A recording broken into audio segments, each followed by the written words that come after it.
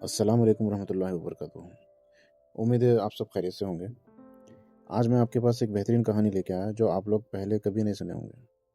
ये कहानी एक ऐसे शख्स का किस्सा है जो बिज़नेस में तो बहुत अच्छा करा, लेकिन अपने जो नेक्स्ट जनरेशन है उसको वो पास ऑन नहीं कर सका। क्या है कि हम अपनी ज़िंदगी में जो है बहुत ज़्यादा मेहनत करके जो है एक बिज़नेस खड़ा करते। मेहनत इतना तो डिज़र्व करती है कि नेक्स्ट जनरेशन कम से कम उसको अच्छे से सँभाले। अब वैसे तो आजकल के हिसाब से जो है 1 से 2 जनरेशन के बाद मैं तो नहीं देखा कि ज़्यादातर लोग जो है सक्सेसफुली जो है आगे चला सकते हैं। क्योंकि होता ये कि फर्स्ट जनरेशन बड़ी मेहनत करके एक बिज़नेस खड़ा करती और उसमें जो है ना जब तक वो बिज़नेस मैच्योर होता वो लोग बूढ़े हो जाते हैं। तो इसकी वजह से क्या होता कि उनके जो बच्चे हैं वो कभी जो है ना यूजुअली ऐसा होता कि वो लोग लेके टेक ओवर करके संभाल लेते उसको। लेकिन कुछ केसेस ऐसे भी रहते बिज़नेस जो है ना बड़ा सक्सेसफुल रहता, लेकिन फिर उसके बाद जो है ना बाद वाले जो जनरेशन है वो लोग उसको उतने वो हिसाब से ग्रो नहीं करते उसको। तो आज की भी कहानी जो है एक ऐसी कहानी है एक ऐसे इंसान की जो अपनी लाइफ में जो है बहुत मेहनत करके एक बिज़नेस सेटअप कर दिया था, लेकिन फिर उसका जो बच्चा है वो उस हिसाब से उसको लेके नहीं चला। तो वीडियो पूरी देखिए और इंशाल्लाह ज़रूर आप इस वीडियो से ये किस्से से जो है ज़रूर कुछ आप भी जो है कुछ सीखेंगे और इससे एक अच्छा रिजल्ट आप जो है एक अच्छा मतलब निकालेंगे इसका। मेरा मकसद किसी भी बिज़नेस को क्रिटिसाइज़ करना नहीं है, किसी भी इंसान को किसी भी व्यापारी को मैं क्रिटिसाइज़ नहीं करूँगा, लेकिन सिर्फ एक देखिए हमारे सोसाइटी के जो है ना कुछ एक एक्सेप्शनल केसेस रहते जो ऐसे हो जाते हैं उसमें, बस वही है जो मैं आपको जो है ना एक मैसेज देना चाह रहा था। ठीक है, एक ऐसे इंसान का जो है किस्सा है ये जो बहुत मेहनत करे अपनी ज़िंदगी में। तो मैं ये चाहूँगा कि आप लोग जो है ना उसकी गलती से आप लोग सीखें। तो ये किस्सा है एक आदिल नाम के शख्स का। आदिल अपने बाप का जो है तीसरा बेटा है। आदिल से बड़े 2 बहनें हैं। आदिल के वालिद साहब सेठ असलम के नाम से मशहूर थे। तो सेठ असलम एक बिज़नेस खड़ा करे टायर्स का, जो बड़ी मेहनत से बड़ी लगन से सेठ असलम की ज़िंदगी के ऊपर थोड़ा सा मैं बात करूँगा।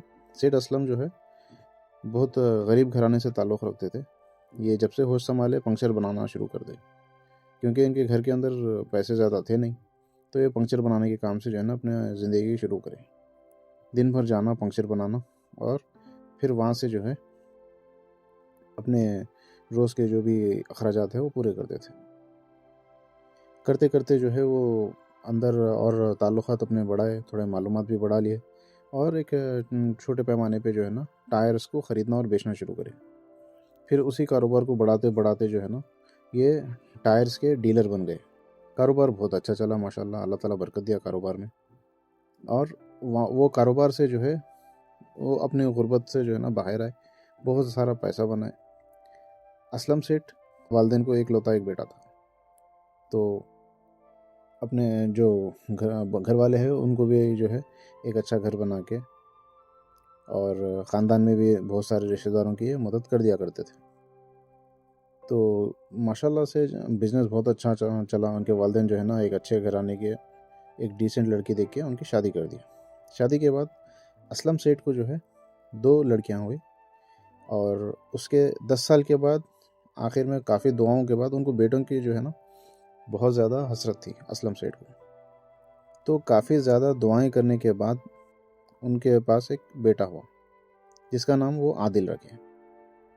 तो बेटा भी उनको जो है बहुत अजीज़ था, माशाल्लाह बहुत खूबसूरत बेटा है।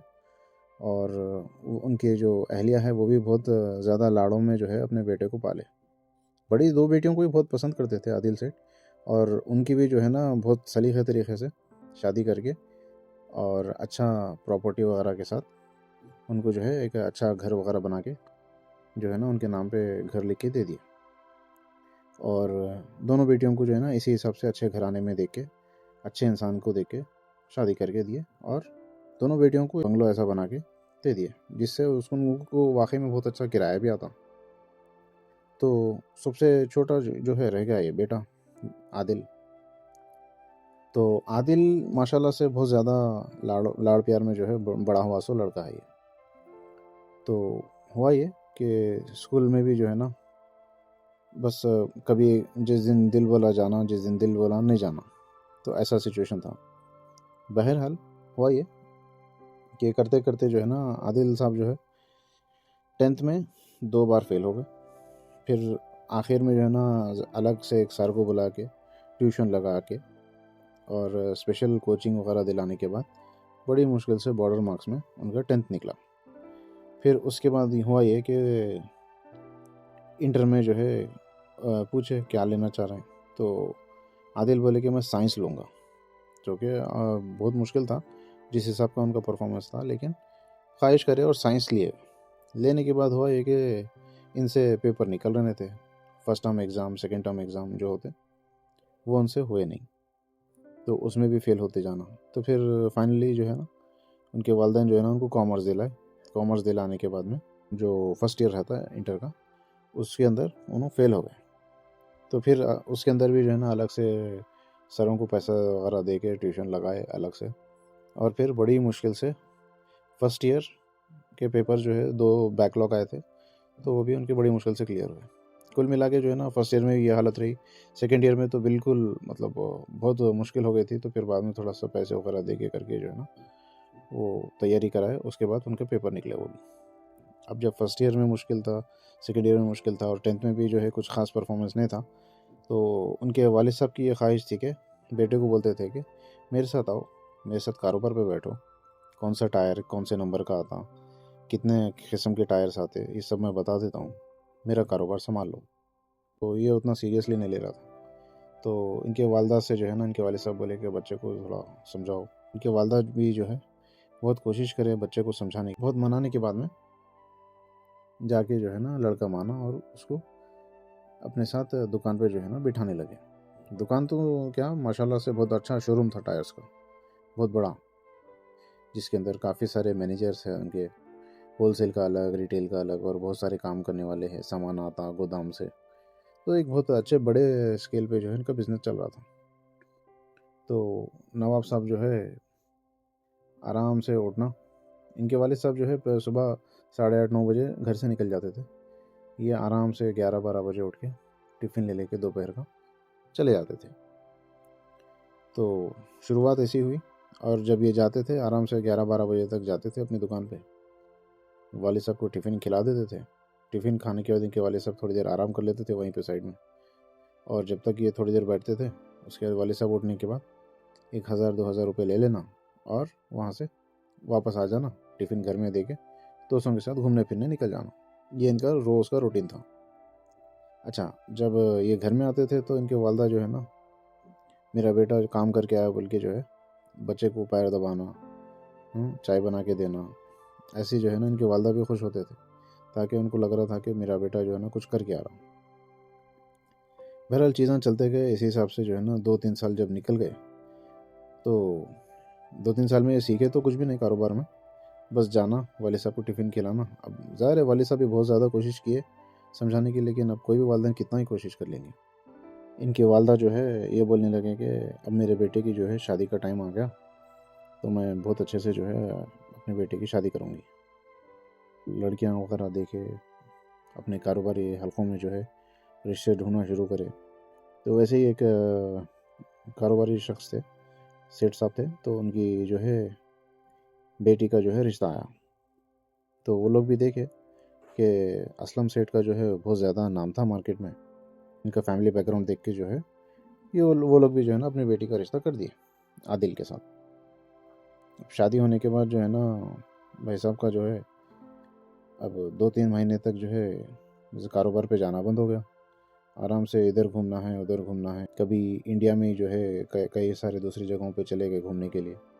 तो इनका ऐसा ट्रिप चल रहे थे जिसमें कोई बुरी बात नहीं है, लेकिन क्या है एक ज़िम्मेदार शख्स होते हुए जो है थोड़ा सा कारोबार की तरफ तवज्जो रहना भी ज़रूरी है। बहरहाल जो पहले से थी भी नहीं। अब इसी हिसाब से जो है ना वो 1 साल गुजर गया उसके अंदर।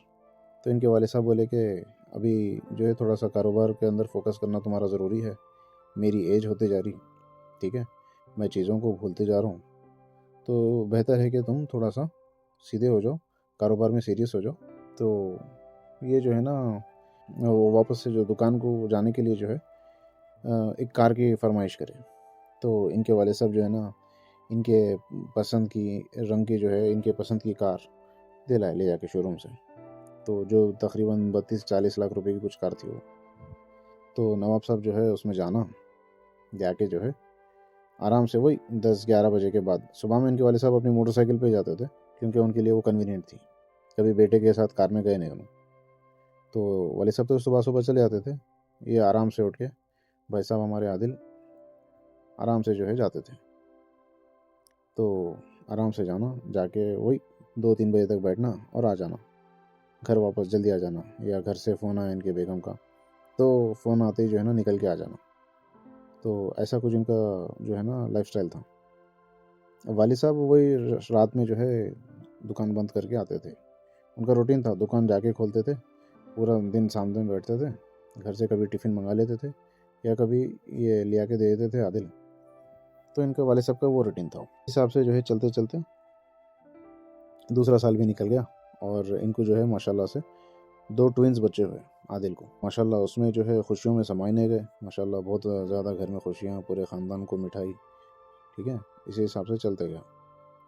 अब इसके बाद में 2 साल गुजर गए, तीसरे साल में जो है इनकी ज़िंदगी दाखिल हो गई शादी के। वाले साहब अभी भी वही बोल रहे थे कि आओ मेरे साथ कारोबार सीखो। इनके वाले साहब बहुत ज़्यादा जो है डिसअपॉइंटेड थे इनसे।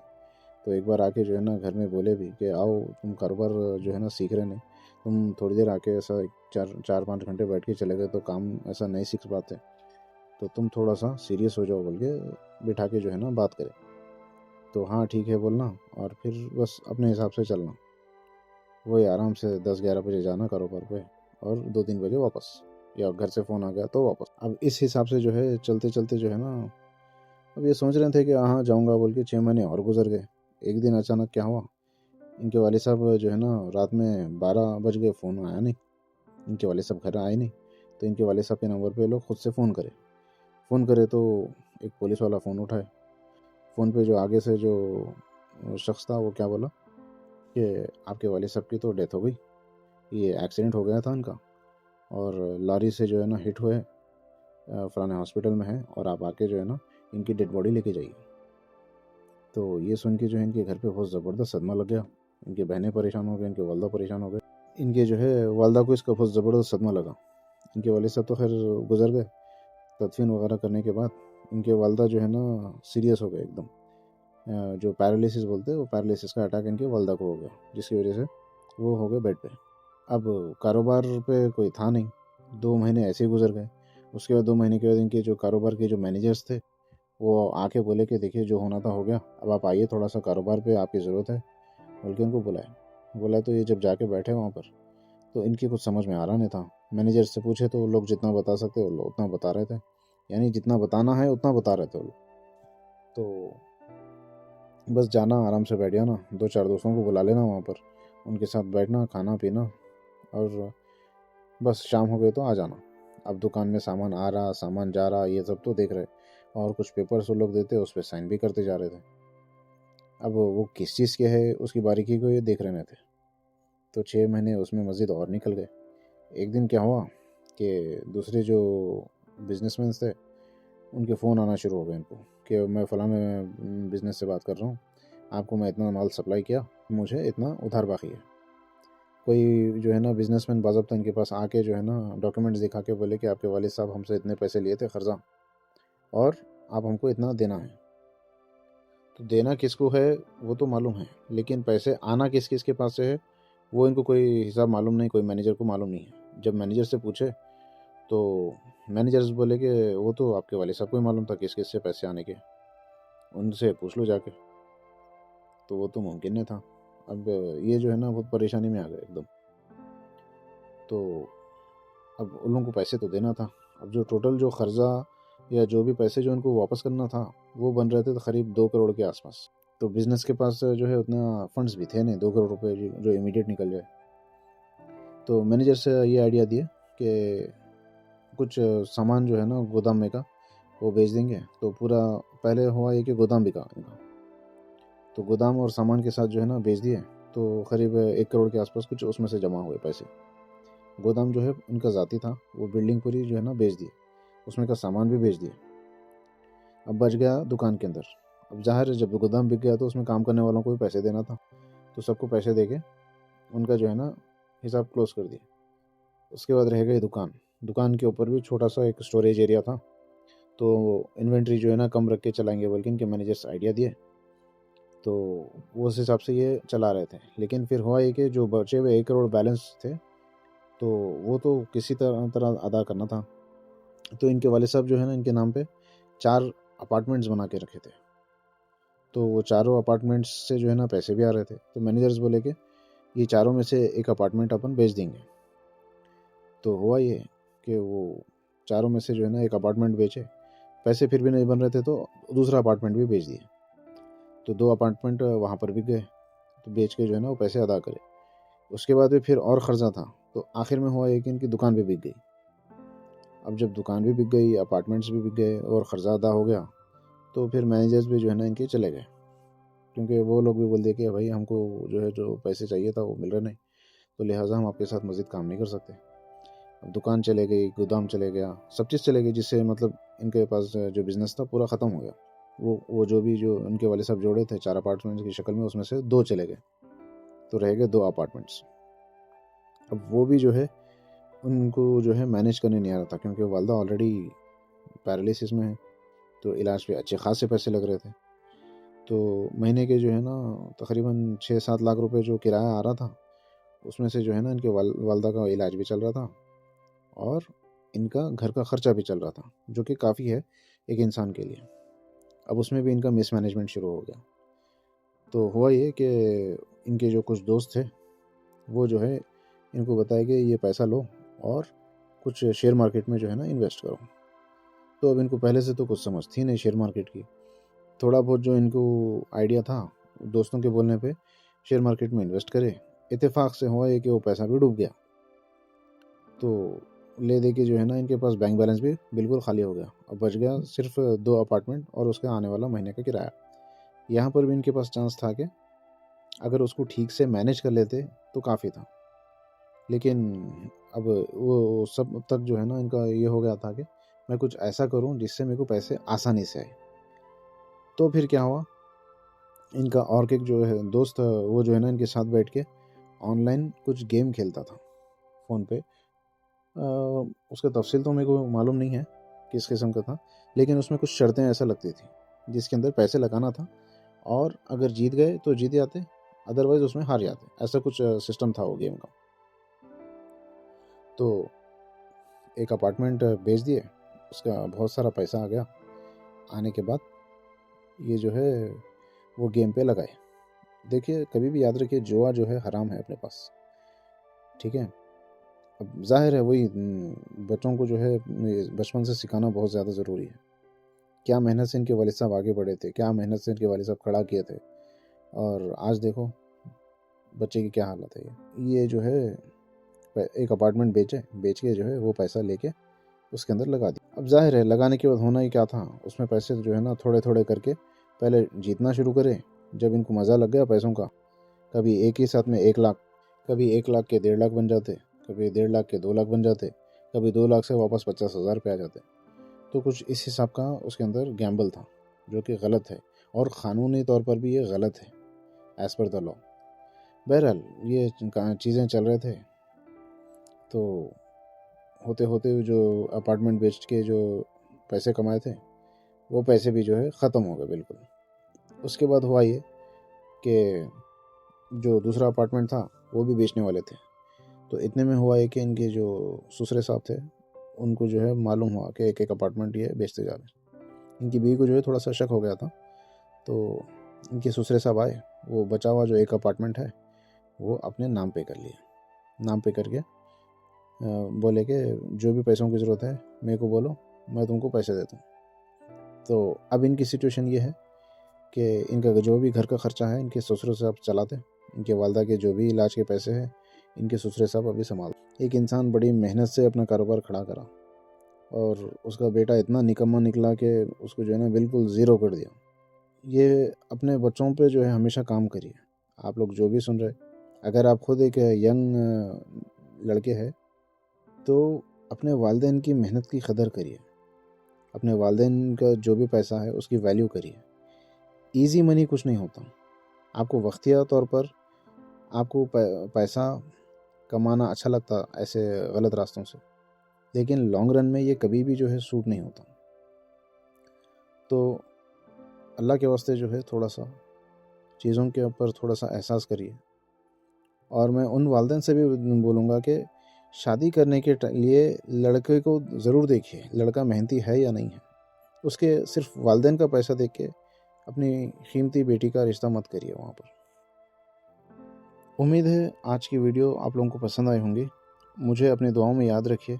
आपके जो भी कमेंट्स हैं, आपके जो भी मशवरे हैं, मुझे कमेंट्स में ज़रूर दीजिए और मुझे अपनी दुआओं में याद रखिए। अस्सलाम वालेकुम।